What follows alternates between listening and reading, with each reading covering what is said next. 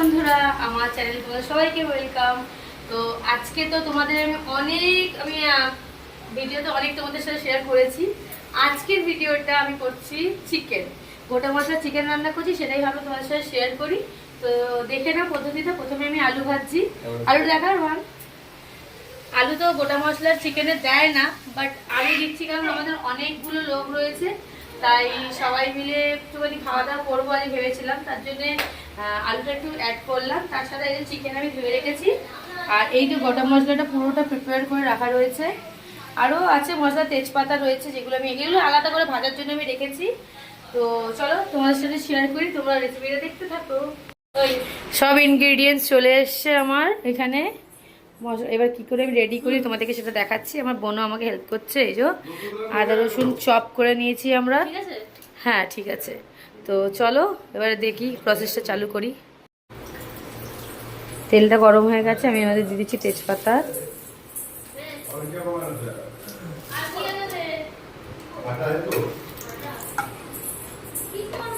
দিয়ে দেবো কিছু শুকনো লঙ্কা, আর দিয়ে দেবো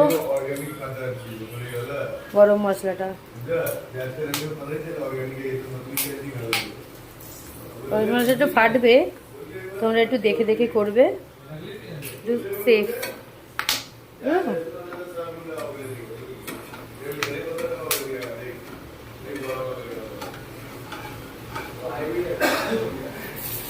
যে একটু ভাজা ভাজা হোক,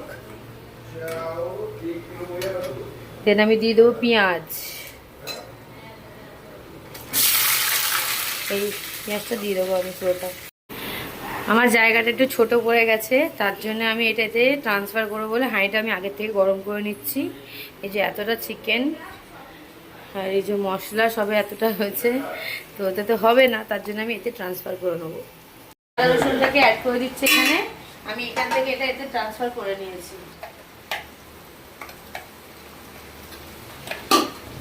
ওটা খুলে যায়, জানতাম না।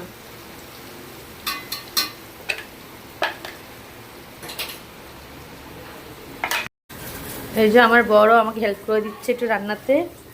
এখন আমি দিয়ে দেবো নুন আর হলুদ আর red chilli powder. Red chilli powder এখানে কোথায় আছে একটু? হলুদ গুঁড়ো, কাশ্মীর রেড চিলি পাউডার আর নুন। এবার দিচ্ছি টমেটো আর এই যে কাঁচা লঙ্কা চেরাটা দিয়ে দিলাম। টমেটোটা অ্যাড করে দিচ্ছি।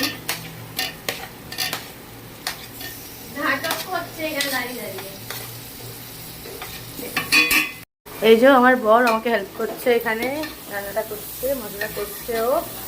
আর আমি এখানে দিচ্ছি কচু, হবে আমাদের কচু চিংড়ি। আমি 500 চিংড়ি মাছ নিয়ে নিয়েছি। খুব ভালো করে নাড়তে হবে এটা। এই যে মাংসটা দিয়ে এখন নাড়ছে আমার বর। আমি পারছি না, অত বড় করা হাঁড়িতে আমি পারছি না, সত্যি কথা যেটা বলতে। এখানে অতটা আলুও যাবে এতে, যদিও বা আলু দিতে নেই, কিন্তু আমরা অনেকগুলো মানুষ আছি বলে তাই আলুটা অ্যাড করলাম। আমি বানাতে শুরু করছি এখন কচু চিংড়ি। এই যে কচু, এই যে চিংড়ি, এই যে তার ইনগ্রিডিয়েন্টস রয়েছে। এটা মাছটা ভাজা হবে। তো চলো দেখাই। চিকেনটা এখানে আমাদের কষা হচ্ছে। আর তোমাদেরকে তো শুধু গোটা মশলা চিকেনের রেসিপি দেখাবো বলেছিলাম, কচু চিংড়িটাও দেখিয়ে দিই। এই যে কচু চিংড়ির জন্য চিংড়িটা আমি আগে ভেজে নিলাম। এটা 500 গ্রাম চিংড়ি, এটা 1 কিলো কচু। তো এই যে চিংড়ি মাছটা ভাজলাম, এবার কচুটা ভাজবো। কচু ভাজা হয়ে গেছে। এবারে দিয়ে দিয়েছি কড়াতে একটুখানি জিরে ফোড়ন আর পেঁয়াজটা দিয়ে দিয়েছি। চিকেনটা এখন আমাদের হচ্ছে। মাংস কষা আমাদের অলমোস্ট ডান। এর মধ্যে দিয়ে দিচ্ছে রোহান এখন কস্তুরি মেথি, এই যে, আর দিয়ে দিচ্ছে ধনে পাতা। ধনে পাতাটা পুরোটা দেখি যাও, অনেকটাই ধনে পাতা দিয়েছি আমরা। এই যে এখানে হচ্ছে কচু চিংড়ি মশলা কষা। সো ফাইনালি রান্না আমার ডান। আমি পুরো ঘেমে আমার অবস্থা খারাপ হয়ে গেছে। এই ভিডিওটা এই অবধি থাকলো, আর কিছু দেখানোর মতন নেই। আর কিছু দেখানোর মতন যদি থাকে আমি অ্যাড করে দেবো। তো সবাই ভালো থেকো, সুস্থ থেকো। আর যদি কিছু ভিডিও থাকে ক্লিপ আমি অ্যাড করে দিচ্ছি। আর ফাইনাল লুকটা তোমাদের দেখিয়ে দিচ্ছি, 1 মিনিট দাঁড়াও। এটা হলো ফাইনাল কচু চিংড়ির লুক। দেখতে পাচ্ছ খুব ডিলিশিয়াস হয়েছে, খুব ভালো লাগছে খেতে। এতে আমি স্পেশাল মশলা দিয়েছি, যেটা হচ্ছে গোটা ধনে আর গোটা জিরেকে আমি ভেজে মানে কি বলবো, ওটার গুঁড়ো করে আমি এতে দিয়েছি।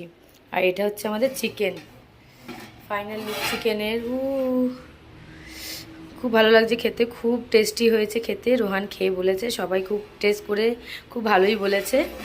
তো কেমন লাগলো তোমরাও বানিয়ে বলো।